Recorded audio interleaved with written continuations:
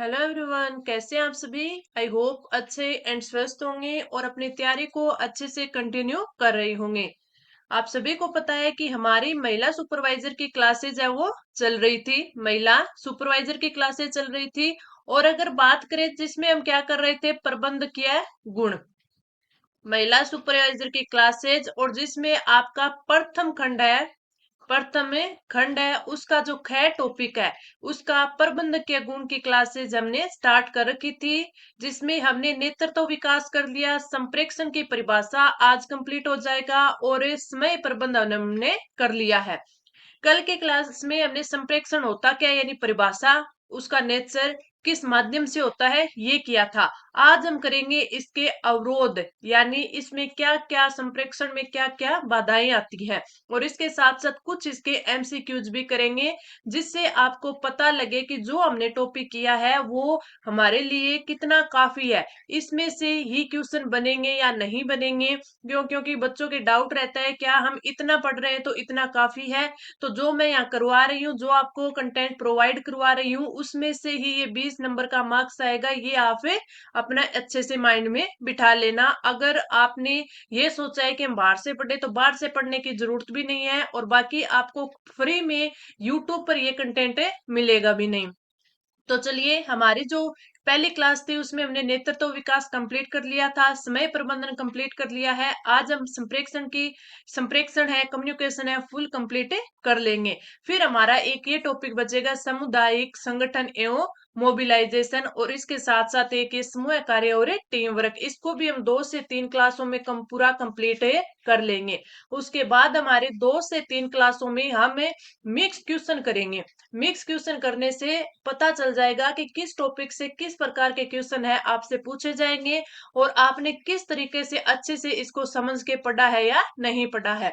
कल मैंने एक जो पीडीएफ है वो आपको टेलीग्राम पर शेयर नहीं की थी। क्यों? क्योंकि मैंने सोचा दोनों क्लास की पीडीएफ एक साथ ही आपको प्रोवाइड करवा दूं, ताकि आपके आगे उसको पढ़ने और रिवाइज करने में आसानी रहे, आपको अलग अलग नहीं पढ़ना पड़े। काफी सारे स्टूडेंट का मैसेज आ रहे थे कि मैम आप इसकी टेस्ट सीरीज है वो भी स्टार्ट कर दीजिए। तो आपके लिए मैंने एक डेमो टेस्ट बनाया है। अगर आप सभी को वो लगे कि काफी इम्पोर्टेंट है, काफी इम्पोर्टेंट है और आपके एग्जाम के लायक है, तो आप उस टेस्ट को लेना, और फिर अगर आपको जरूरत महसूस हो तो आप उसको परचेज कर सकते हैं। ठीक है, तो आपके लिए टेस्ट भी अवेलेबल है, और आपके लिए सारा का सारा कंटेंट भी मैं आपको टेलीग्राम चैनल पर प्रोवाइड करवा रही हूँ, तो आप उसको जरूर ज्वाइन कर लेना। बार बार कमेंट आ रहे हैं कि आप जो हमारा द्वितीय खंड है उसकी भी क्लासेस स्टार्ट कीजिए। तो देखिए, मैं कोशिश करूंगी कि जैसे हमारे प्रबंध के गुण कंप्लीट होते हैं तो इसकी भी मैं क्लासेज है वो आपके लिए लेके आऊं। अगर क्लासेज नहीं तो इसके एमसीक्यूज तो आपको करवाऊं ही करवाऊं। तो पहले हमारा जो ये प्रबंध के गुण है ये कंप्लीट होता है, और साथ साथ मैं आपके द्वितीय खंड के जो कंटेंट है वो तो प्रोवाइड करवा ही रही हूँ। तो आप इतने उसको पढ़ते रहिए। चलिए, अब हमारी क्लास है वो स्टार्ट करते हैं। कल हमने पढ़ा था संप्रेषण। संप्रेषण के बारे में देखें तो कम्युनिकेशन की बात करें तो इसका अर्थ क्या होता है कि ये विचारों, भावनाओं, तथ्यों आदि का आदान प्रदान करता है। यानी संप्रेषण ऐसी प्रक्रिया है जिसके द्वारा व्यक्ति आपस में सूचनाओं का आदान प्रदान करते हैं, ताकि वे एक दूसरे के साथ अच्छी समझ है वो बना सके। ये हमने देख लिया था। उसके बाद हमने देखी थी संचार की विशेषताएं। विशेषताएं क्या होंगी कि जो आपका कम्युनिकेशन है वो कम से कम दो व्यक्ति तो होने ही चाहिए, तो दो लोगों की तो आवश्यकता होगी होगी। जो ये संप्रेषण होता है दो तरफा होता है, यानी दो व्यक्ति है तो ये कितनी तरफा होगा, दो तरफा हो जाएगा। व्यापक होता है, सतत होता है, हर स्तर पर होता है, सभी विभागों में होता है, और ये एक सतत प्रक्रिया है। ये भी हमने कर लिया। उसके बाद हमने इसका इम्पोर्टेंस देखी थी कि जो कम्युनिकेशन है उसकी क्या क्या इम्पोर्टेंस है। समन्वय के आधार के रूप में कार्य करता है, आपके व्यवसाय के निर्विघ्न चलने में सहायता करता है। उसके साथ साथ ये निर्णय लेने की क्षमता के आधार के रूप में भी कार्य करती है। प्रबंधकीय कुशलता को बढ़ाता है, सहयोग और औद्योगिक शांति को बढ़ावा देता है, प्रभावी नेतृत्व है वो स्थापित करता है। उसके बाद हमने संचार कि इसमें किन किन बातों का ध्यान रखना चाहिए, वो 7 बातें हैं हमने सीखी थी। सबसे पहले तो जो संचार होता है वो स्पष्ट और क्लियर होना चाहिए। संचार में है वो शिष्टाचार, सम्मान होना चाहिए। ये एक पूर्ण होना चाहिए जिससे अगले को बात है वो पूरी की पूरी समझ में आ जाए, ये नहीं कि आधा अधूरा होना चाहिए। पूरी बात क्लियर रूप से आगे वाले को समझ आ जाए, तो संचार है वो पूर्णता लिए हुए होना चाहिए। प्रतिफल, जो लोगों से प्रभावी और कुशल संचार की उम्मीद करता है वैसा ही संचार स्वयं भी करना चाहिए, यानी उसका आउटपुट है वो भी, वो जो इनपुट दे रहा है वैसा ही उसको मिलेगा। तो उसको इनपुट ऐसा ही देना चाहिए, यानी उसको इनपुट और आउटपुट है वो सही रखना चाहिए। वो जैसा इनपुट देगा उसको ऐसा ही आउटपुट भी मिलना चाहिए, तो प्रतिफल भी होना चाहिए। अगला था संक्षिप्ति। ठीक है, संचार है वो एक संक्षिप्त रूप में होना चाहिए, यानी बहुत ज्यादा बड़ी बात को भी है वो आसानी से संक्षिप्त रूप में समझाना चाहिए, ताकि वो पूरी बात के सार को समझ सके। स्थूलता होनी चाहिए, संचार है वो स्टिक होना चाहिए, तर्क युक्त होना चाहिए और पूर्ण अर्थ सहित होना चाहिए। ये नहीं कि वो स्टिक ना हो, इधर उधर का हो, उसमें कोई तर्क ही ना हो, उसका कोई सेंस ही ना लिखे ना निकले, और ना ही वो पूर्ण अर्थ लिए हुए हो। और एक वो संचार है वो सही यानी करेक्ट होना चाहिए। तो ये थी संचार करते समय 7 निम्न बातें, जो कि काफी इंपॉर्टेंट आपसे पूछी जा सकती है।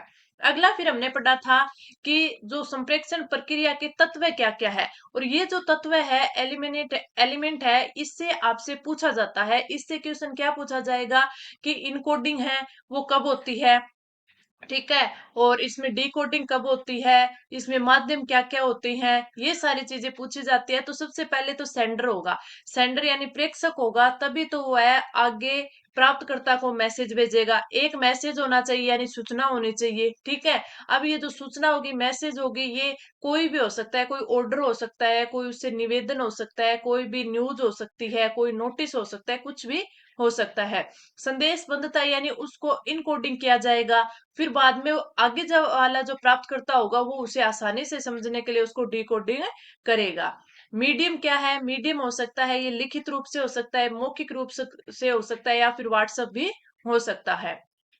अगला क्या है, संदेश वाचन यानी डिकोडिंग, संदेश को भेजा उसे उसी रूप ढंग से समझना क्या कहलाता है, डिकोडिंग कहलाता है। रिसीवर जो संदेश को प्राप्त करता है। फिर बाद में आते हैं फीडबैक की बात है, तो जब आपके सेंडर ने मैसेज को भेजा है, तो जो आपका रिसीवर होता है उसने उस मैसेज को प्राप्त कर लिया, तो वो उस मैसेज के प्रति है वो फीडबैक है वो भेजेगा कि उसको है वो कैसा लगा, या उस वो जानकारी उसको कैसी लगी। फिर बाद में आता है आपकी ध्वनि, नॉइस, ठीक है, ये भी इंपॉर्टेंट है, इसे भी क्वेश्चन पुट पे किया जाता है। प्रेषक संदेश एवं प्राप्तकर्ता को संचार में जो रुकावट आती है, यानी जो प्रभावित संप्रेषण की बाधाएं होती है, वो होती है ध्वनि या नॉइस। तो ये थी आपके संप्रेषण की प्रक्रिया के तत्व की इन इन चीजों से है वो संप्रेषण की प्रक्रिया है वो बनती है। उसके बाद हम बढ़ते हैं आगे, यहाँ तक हमने पढ़ा था। फिर आगे हमने औपचारिक संप्रेषण यानी संप्रेषण के प्रकार थे, फॉर्मल और इनफॉर्मल, ये भी हमने पढ़ लिए थे। फॉर्मल में आपके 3 टाइप के थे। 3 टाइप में एक तो आपका आता था वर्टिकल, फिर उसके बाद एक आया था डायगोनल, फिर उसके बाद एक आया था हॉरिजेंटल। वर्टिकल की बात करें, इसमें भी डाउनवर्ड और अपवर्ड 2 थे, ठीक है। और इसमें भी हमने दोनों की बात कर ली थी, इसमें दोनों की बात की थी कि जो आपके डाउनवर्ड होता है, यानी उच्च अधिकारी से निम्न अधिकारी के बीच जो संचार होता है वो होता है आपका डाउनवर्ड। और वही अगर अधीनस्थ का उच्च अधिकारी के साथ होगा तो वो आपका क्या हो जाएगा, अपवर्ड हो जाएगा। इनके एग्जाम्पल आप याद रखना। जैसे डाउनवर्ड के होते हैं कि किसी अधीनस्थ को या निम्न अधिकारी को आदेश दे दिया, नीति बनाने के लिए बोल दिया, रणनीति बनाने के लिए बोल दिया। और जो आपका अपवर्ड होता है उसमें क्या हो जाएगा कि उन्होंने कोई भी आपकी रिपोर्ट बनाई है उसका लेखा जोखा देना, या फिर उनको कोई भी समस्याएं आ रही है तो उनसे अवगत करवाना, यानी अपने कंट्रोलिंग जो आपका होता है या फिर उच्च अधिकारी होता है उसको इन चीजों से अवगत करवाना अपवर्ड होता है वो, ठीक है। आगे बढ़ते हैं। फिर हमने ये देख लिया था, क्षैतिज संप्रेषण देख लिया था कि एक स्तर पर काम करने वाले जो कर्मचारी होते हैं उनके मध्य होगा वो हॉरिजेंटल होगा। डायगोनल किसके बीच होगा, उच्च विभाग से निम्न विभाग की ओर हो सकता है, उच्च विभाग से अन्य विभाग की ओर हो सकता है, वो होता है डायगोनल आपके संप्रेषण। तो हमने संप्रेषण के प्रकार भी देख लिए थे। उसके बाद हमने इनफॉर्मल संप्रेषण की बात की थी। यानी अनौपचारिक संप्रेषण की बात की थी। अनौपचारिक संप्रेषण वो होता है जिसका कोई भी डाटा नहीं होता, यानी व्यक्तियों समूह के बीच होने वाली विचारों सूचनाओं का आदान प्रदान जो आधिकारिक तौर पर ना हो, यानी अपने पास उसका कोई भी प्रूफ ना हो। एक चीज याद रखना, जो अनौपचारिक संप्रेषण है, इनफॉर्मल कम्युनिकेशन है, उसको अंगुरी लता संप्रेषण भी कहा जाता है। ये इंपॉर्टेंट है।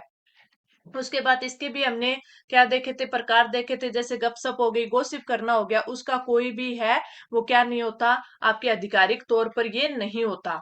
उसके बाद हमने देखा था समूह है भीड़ भाड़ वाला, यानी एक व्यक्ति केवल उन लोगों के साथ संचार करता है जिस पर वह भरोसा करता है। फिर इकाई श्रृंखला की बात करें तो प्रत्येक व्यक्ति एक क्रम में दूसरे को संचार करता है।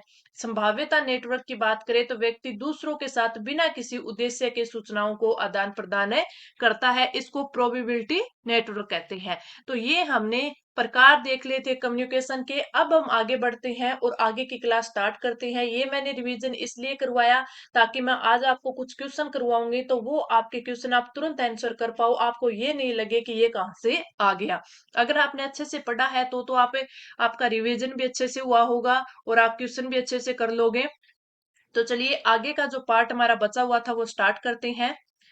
सबसे पहले हम देखते हैं कुछ लोकप्रिय संचार नेटवर्क। एकल श्रृंखला यानी सिंगल चैन।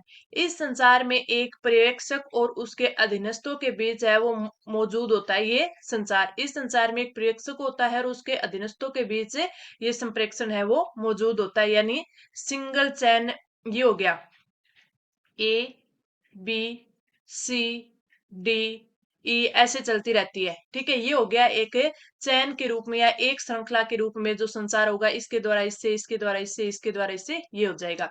फिर आता है चक्र, यानी चक्र आपको पता होगा, इस प्रकार का जो संचार होगा चक्र। ठीक है, सभी अधीनस्थ केवल एक अधिकारी के द्वारा से ही संप्रेषण करते हैं, यानी एक अधिकारी यहाँ होगा और वो है वो इसके साथ कर लेगा, इसके साथ संप्रेषण हो जाएगा, यानी चक्र के रूप में है वो संप्रेषण करता रहता है। यानी अधिकारी एक होगा, अधीनस्थ है वो काफी सारे होंगे, तथा वह अधिकारी ही उस चक्र के केंद्र के रूप में काम करता है। अधीनस्थ को आपस में भी बात करने की अनुमति नहीं होती। तो ये जो संचार के नेटवर्क है इंपॉर्टेंट है, इनको समझ लेना। एकल श्रृंखला में चैन इस प्रकार चलेगी कि इस प्रकार ये चैन के रूप में होता है, सिंगल चैन के रूप में। अगर चक्कर के रूप में पूछ ले तो चक्कर के रूप में इस प्रकार होगा। अब ये जो डायग्राम्स आप माइंड में रखोगे ना तो आपको जो आपकी लैंग्वेज है वो पढ़ने की जरूरत नहीं है, आपको पता चल जाएगा कि एक अधिकारी होगा, ठीक है, वो अधीनस्थों के साथ है वो संप्रेषण करेगा, और ये जो अधीनस्थ होंगे उनको सिर्फ है वो अधिकारी के साथ संप्रेषण करने की अनुमति होगी। आप आपस में एक दूसरे के साथ वो अनुमति नहीं होगी कि वो आपस में बात कर सके। ये हो गया आपका चक्र। ठीक है, फिर आगे अगर हम बात करें तो एक आता है गोला। एक आता है गोला, यानी वो इस प्रकार से कर सकेंगे। ठीक है, यह संप्रेषण गोले में प्रसारित होता है। प्रत्येक व्यक्ति केवल अपने साथ के दो व्यक्तियों के साथ ही संप्रेषण कर सकता है। जैसे ये गोला हो गया, ठीक है, अब यहाँ हो गया, यहाँ हो गया, ये इसके साथ कर सकता है, ये इसके साथ। अब आगे अगर चलेंगे तो ये, फिर आगे हम चलेंगे तो ये, तो अब ये गोला बन जाएगा। यानी ये जो व्यक्ति है, आप देखिए, ये ए हो गया, ठीक है, जैसे इसको बताती हूँ, ये ए हो गया, ये बी हो गया, ये सी हो गया, ये डी हो गया। अब ए है वो बी और डी के साथ संप्रेषण कर सकता है, बी है वो ए और सी के साथ कर सकता है, सी है वो डी और बी के साथ, यानी कि एक गोले के रूप में ये चलता रहता है। ठीक है, दो ही व्यक्तियों के साथ। तो अगर आपको ये आ जाए तो आप एक गोला बना लेना और उसमें है वो ए आपके अधीनस्थ है वो बना देना। तो इसमें देखोगे कि जो व्यक्ति होंगे वो, एक व्यक्ति है वो अपने जो पास के जो दो व्यक्ति होंगे उसी के साथ है वो संप्रेषित हो सकता है, दूसरों के साथ नहीं हो सकता। तो ये आपका होता है सर्कुलर संप्रेषण या सर्कुलर नेटवर्क। आगे बढ़े, अगला आता है स्वतंत्र प्रवाह। इसमें प्रत्येक व्यक्ति अपने विचारों को स्वतंत्र रूप से एक दूसरे को आदान प्रदान करने में मुक्त होता है। अब इसमें मान लीजिए एक ये व्यक्ति है, एक ये है, ये है, ये है और ये है। अब ये व्यक्ति है ना, ये किसके साथ कर सकता है, ये व्यक्ति इसके साथ भी संप्रेक्षित हो सकता है, इसके साथ भी हो सकता है, इसके साथ भी हो सकता है। फिर अगर हम अगले की बात करें, किसकी बात करें, इस व्यक्ति की बात करें तो ये इसके साथ भी हो सकता है, इसके साथ भी हो सकता है, इसके साथ तो ये हो ही रहा है। इसी प्रकार ये भी इसके साथ, इसके साथ, इसके साथ, ये भी इन चारों के साथ। तो इसका क्या मतलब है कि सारे के सारे स्वतंत्र है, एक दूसरे के साथ आदान प्रदान करने के लिए मुक्त है। तो स्वतंत्र प्रवाह फ्री फ्लो हो तो यहाँ पे फ्री फ्लो होने पर यहाँ पे देख सकते हैं। फिर आता है विलोम। एक अधीनस्थ को अपने वरिष्ठों के साथ ही संवाद करने की अनुमति होती है। ये इंपॉर्टेंट है, थोड़ा सा इसको आप ध्यान रख लेना। एक अधीनस्थ को अपने वरिष्ठों के साथ ही संवाद करने की अनुमति होती है।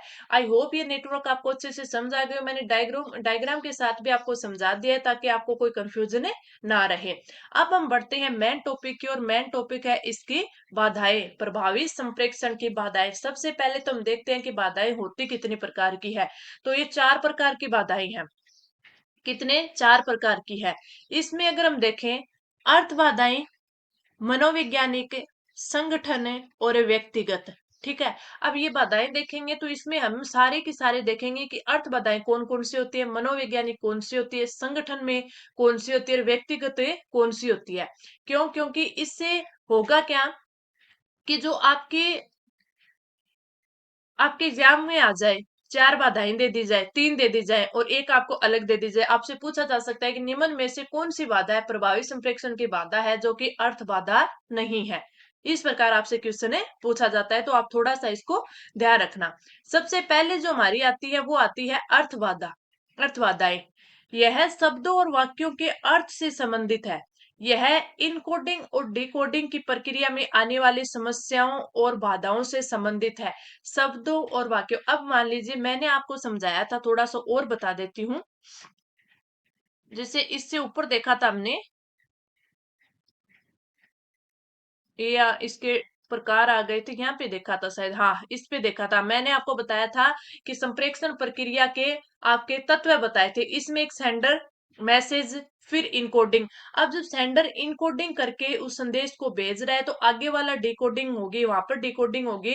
तो इनमें जो चिन्हों शब्दों आदि के रूप में परिवर्तित करते हैं। अब इनमें कोई अगर है, चिन्ह में शब्द में कोई क्या हो जाता है, कंफ्यूजन हो जाता है, तो वो कौन सी बाधा बन जाती है? वो फिर बन जाती है आपके अर्थ बाधा। कौन सी बन जाती है? अर्थ बाधा। ये देखिए, ये अर्थ बाधा बन जाते हैं, यानी उसने बोला कुछ और था, उस शब्द का मीनिंग कुछ और निकलना था, आगे वाले ने कुछ और समझ लिया। तो शब्दों और वाक्यों के अर्थ से संबंधित है। यह इनकोडिंग और डिकोडिंग की प्रक्रिया में आने वाली समस्याओं और बाधाओं से संबंधित है।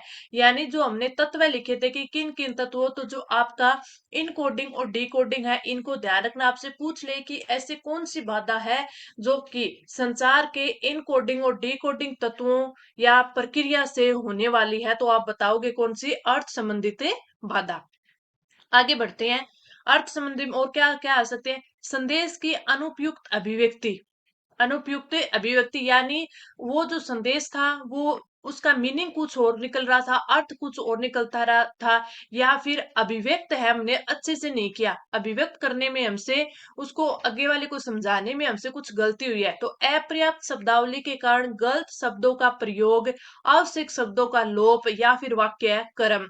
मान के चलिए अपर्याप्त शब्दावली यानी जितने शब्द लेने चाहिए थे उतने शब्द नहीं थे, या फिर अपर्याप्त शब्दावली के कारण गलत शब्दों का प्रयोग, यानी जो शब्द मैंने बोलने चाहिए थे, बताने चाहिए थे, वो हमने गलत ले लिए।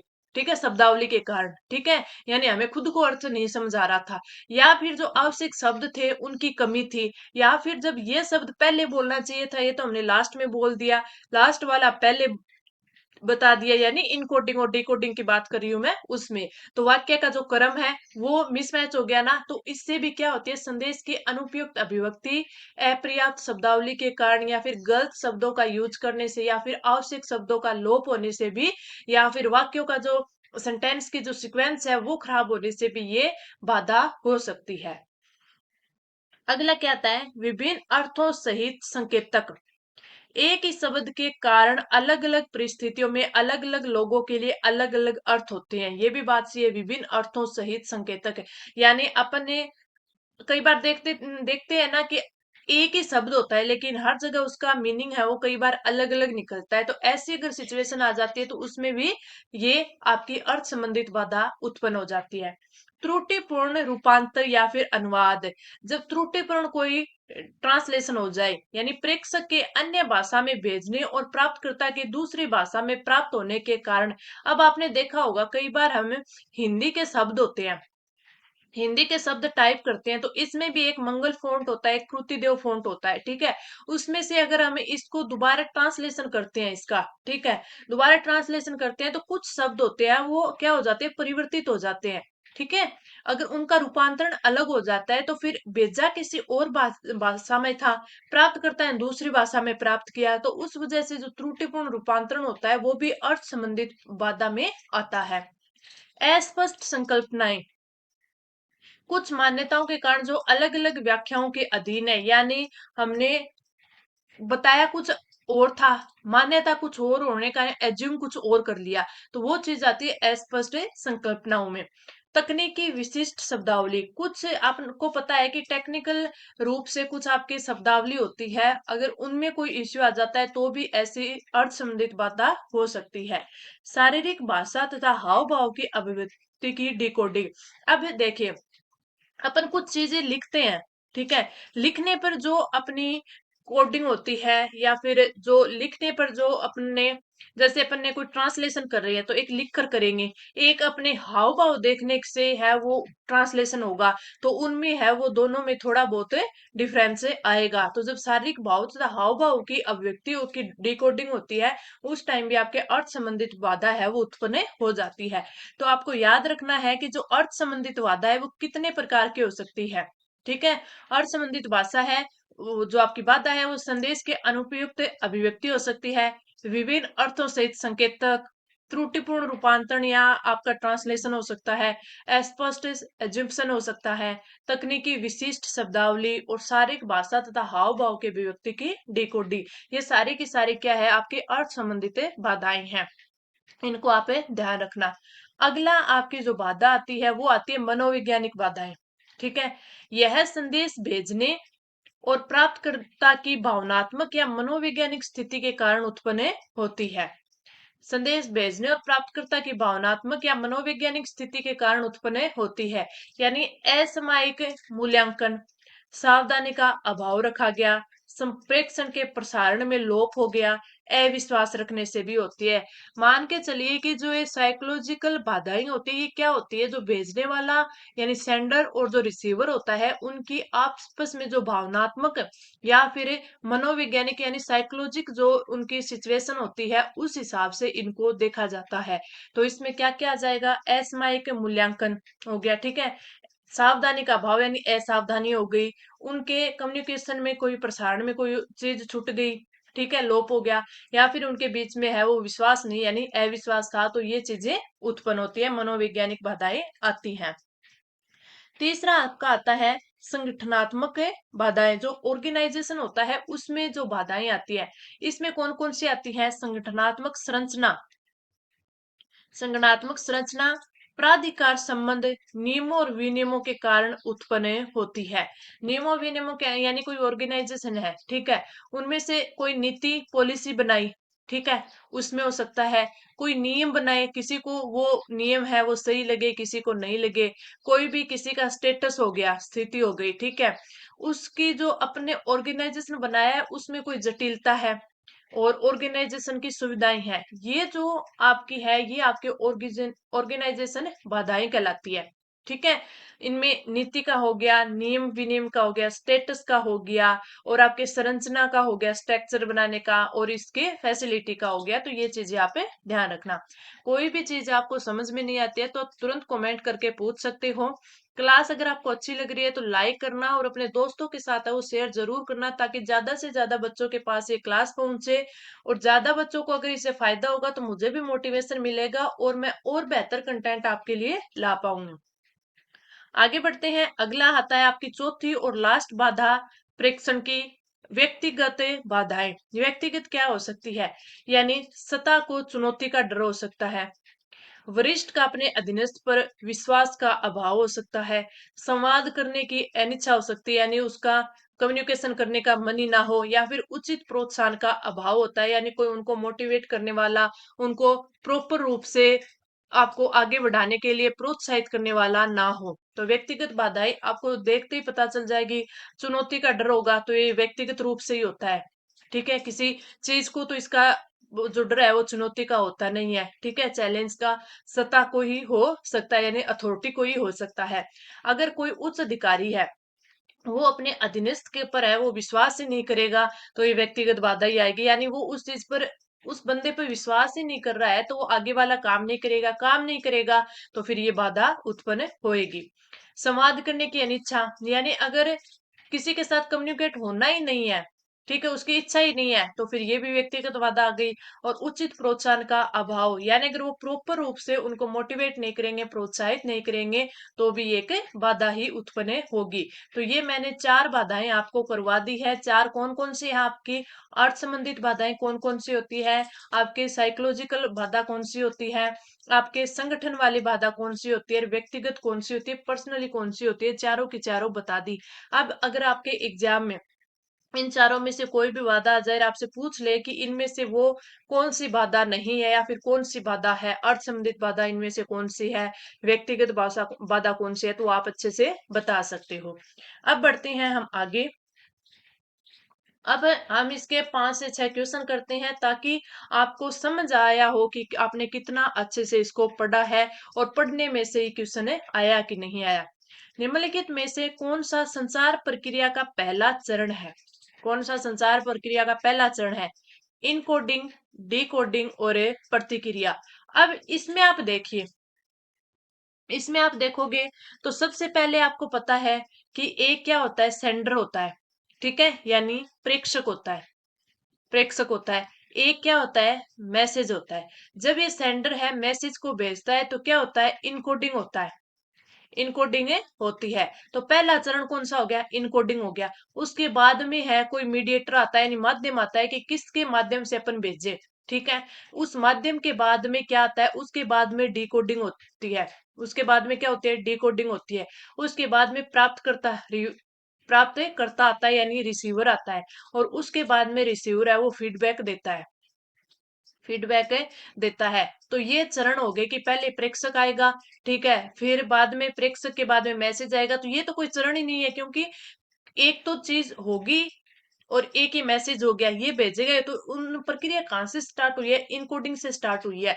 और वैसे भी इसमें प्रेषक और आपका मैसेज नहीं दिया है, तो वैसे भी आपका फर्स्ट हो जाएगा कि संचार प्रक्रिया का पहला चरण कौन सा है, इनकोडिंग होता है। आज भी मैंने आपको अच्छे से इसको समझाया था। तो क्वेश्चन किस प्रकार पूछा जाता है, ये आप थोड़ा सा ध्यान रखना। अगला क्वेश्चन, निम्नलिखित में से एन्कोडेड संदेश को समझने योग्य भाषा में परिवर्तित करने की प्रक्रिया को क्या कहा जाता है? प्रक्रिया को क्या कहा जाता है, यानी एनकोडेड संदेश को। अब एक सेंडर है, उसने एक मैसेज भेजा, ठीक है, उसको पहले इनकोडिंग की, ठीक है, फिर इनकोडिंग करने के बाद में उसने किसी माध्यम से भेजा, और आगे वो क्या हुआ, डिकोडिंग उसकी हुई। क्या बोला है, इनकोडेड संदेश को समझने योग्य भाषा में परिवर्तित करने की प्रक्रिया। ठीक है, इनकोडिंग से आगे क्या होती है, डिकोडिंग होती है। तो इसमें क्या आना चाहिए, डिकोडिंग, फीडबैक, नॉइस और चैनलिंग। तो आपका राइट आंसर हो जाएगा ऑप्शन ए, डिकोडिंग। कि जो समझने लायक जो भाषा में परिवर्तित करेगा वो क्या हो जाएगा, डिकोडिंग हो जाएगा। तो राइट आंसर ऑप्शन ए आ जाएगा। ये क्वेश्चन आपको मैंने जितने अच्छे से समझाया, आप कहीं नहीं समझ पाओगे। पहले मैंने आपको जो टॉपिक है, जो थ्योरी है, इतनी अच्छे से एग्जाम्पल ले लेके समझाई है, ताकि आप अब एग्जाम एग्जाम के लिए अगर आप क्वेश्चन की प्रैक्टिस भी नहीं कर पाते हो, तो भी आपके क्वेश्चन है वो काफी अच्छे से आप अटेम्प्ट कर पाओगे। अगला, यह किसी ऐसी चीज को संदर्भित करता है जो संचार प्रक्रिया को बाधित करती है, संचार प्रक्रिया को बाधित करती है। एनकोडिंग, डिकोडिंग, फीडबैक और शोर। अब संचार प्रक्रिया को बाधित करती है, ठीक है, एनकोडिंग नहीं करती, ये एक संचार प्रक्रिया का चरण है, डिकोडिंग भी है, फीडबैक भी है। तो राइट आंसर क्या हो जाएगा, ऑप्शन डी हो जाएगा। और मैंने बताया था कि जो नॉइस है वो एक प्रतिबाधा के रूप में आती है, यानी जो संचार के रास्ते में जो रुकावट होती है उसको शोर, नॉइस या फिर ध्वनि बोलते हैं। ये भी मैंने आपको करवाया था ना, तो राइट आंसर ऑप्शन है डी हो जाएगा। अगला क्वेश्चन, यह संचार मॉडल को संदर्भित करता है जिसमें प्रेषक और प्राप्तकर्ता के बीच सूचना का निरंतर और परस्पर संवादात्मक प्रवाह शामिल होता है। संचार मॉडल को संदर्भित करता है आपके सेंडर और रिसीवर के बीच सूचना का निरंतर आदान प्रदान होता है या प्रवाह शामिल होता है। रैखिक संचार मॉडल, लेन देन संबंधित संचार मॉडल, परिपत्र संचार मॉडल और इनमें से कोई नहीं। अब देखो तो रैखिक लाइनर कम्युनिकेशन मॉडल, इसमें मैंने बताया था कि इससे इसको, इससे इसको, इससे इसको, इसको इसको, ये ऐसे आता है। तो ये देखिए नीचे वाला जो ए है ये बी के साथ कम्युनिकेट हो रहा है, ठीक है, बी सी के साथ हो रहा है, सी डी के साथ हो रहा है, डी ई के साथ हो रहा है। इसने क्या बोला है कि प्रेषक और प्राप्तकर्ता, अब मान के चलिए कि ये क्या है, ये सेंडर है, प्राप्तकर्ता क्या है आपका बी है, रिसीवर बी है। बी अगर सेंडर बनता है तो फिर रिसीवर सी हो जाता है, लेकिन ए और बी के बीच में तो नहीं रहना, तो ये तो आपका रेखिक तो हो ही नहीं सकता। परिपत्र यानी सर्कुलर की बात करें, सर्कुलर का मैंने बताया था, सर्कुलर किस प्रकार ये बताया था, ठीक है, चक्र वाला ये बताया था कि बीच में एक उच्च अधिकारी होता है और वो अधीनस्थों के साथ है वो संप्रेक्षित होता है, और जो अधीनस्थ होते हैं उनको आपस में बातें करने का अधिकार नहीं होता। तो ना तो ये हो सकता, ठीक है, ना ये हो सकता, तो आपका रहा कौन सा, ऑप्शन बी, ये राइट आंसर है हो जाएगा कि लेन देन संबंधित संचार मॉडल है वो प्रेषक और प्राप्तकर्ता के बीच सूचना का निरंतर और परस्पर संवादात्मक प्रवाह शामिल होता है, किसमें, लेन देन संबंधित संचार मॉडल में। तो राइट आंसर ऑप्शन बी। अब आपको समझ में आ रहा होगा कि आपको क्वेश्चन किस प्रकार से करना है। अगर आपको ऐसे सीधे पढ़ने से समझ नहीं आ रहा है तो आप ऑप्शन को देखिए कि ऑप्शन में हमने क्या पढ़ा था, इस चीज में क्या पढ़ा, इसमें क्या पढ़ा, इसमें क्या पढ़ा, फिर आप क्वेश्चन है वो सही अटेम्प्ट कर पाओगे। अगला क्वेश्चन है, यह वह माध्यम या विधि है जिसका उपयोग संचार प्रक्रिया में संदेश प्रसारित करने के लिए किया जाता है। प्रसारित करने के लिए यानी उसका प्रसारण हमें करना है, ठीक है। फीडबैक में प्रसारित होता है वो, चैनल में होता है, नॉइस में होता है, इनकोडिंग में होता है। आपको पता है इनकोडिंग नहीं होगा क्योंकि इनकोडिंग तो जो सेंडर होगा वो आपके रिसीवर को भेजने के लिए उसको इनकोड करता है, ये नहीं होगा। नॉइस एक आपके क्या है, संप्रेषित प्रतिबाधा है, ये भी नहीं होगा। फीडबैक क्या होता है कि रिसीवर है वो सेंडर के भेजे गए मैसेज पर क्या उसकी प्रतिक्रिया रही है, वो फीडबैक होता है। यानी अब किसी चीज का प्रसारण करते हैं वो चैनल के द्वारा ही करते हैं, तो राइट आंसर ऑप्शन है बी हो जाएगा। अब मैंने आपको 5 क्वेश्चन करवाए, आप बताओ कि 5 क्वेश्चन में जो कौन सा क्वेश्चन है वो अपने बाहर से आया है, कोई भी क्वेश्चन बाहर से नहीं आया। सारे के सारे क्वेश्चन मैंने आपको जो समझाए हैं उसी में से आए। तो इसी प्रकार आपके और भी कोई क्वेश्चन बनता है तो आपके जो मैंने करवाया है उसी में से बनेगा। तो आप इस लिए तो निश्चित रहें कि आपका बाहर से कोई क्वेश्चन बन जाएगा। जितना मैं करवाती हूँ तो इन पीडीएफ को आप 2 से 3 बार रिवाइज करो, ठीक है। इस हफ्ते आपने अच्छे से पढ़ लिया, एक बार रिवाइज कर लिया, अगले हफ्ते फिर इसका रिवीजन करो, फिर इसका रिवीजन करो जब तक एग्जाम नहीं होते। और जैसे ही हमारे ये क्वेश्चंस है या फिर ये आपका सिलेबस है ये कंप्लीट हो जाता है, यानी ये टॉपिक प्रबंध के गुण है ये कंप्लीट हो जाता है, तो मैं आपको इसके क्वेश्चन मिक्स रूप से करवाऊंगी, तो वहां पर भी आपका एक बार है वो रिवाइज करवा दूंगी, जिससे आपकी तैयारी और बेहतर हो जाए। तो चलिए बताना आपको क्लास कैसी लगी, अच्छी लगी तो लाइक करना, चैनल को अभी तक सब्सक्राइब नहीं किया सब्सक्राइब कर लेना। अब हम मिलेंगे कल की क्लास में नए टॉपिक के साथ, तब तक के लिए धन्यवाद।